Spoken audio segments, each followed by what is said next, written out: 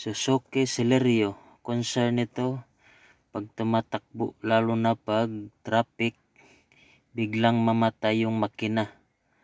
So ito, chinik natin kasi ilang beses na itong binalik dito. Ito yung camshaft sensor. Palaging maputol yung wire. Ito, chinik natin yung socket. Ganon, oh.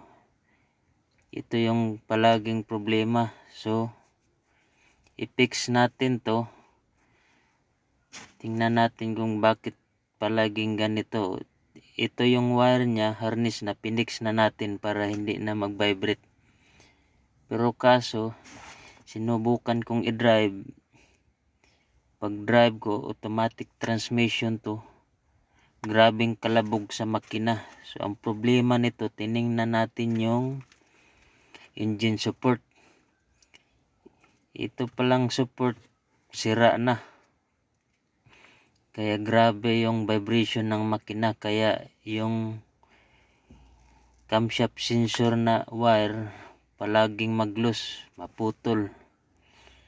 So, ang gagawin natin ito, palitan lang muna natin ang engine support.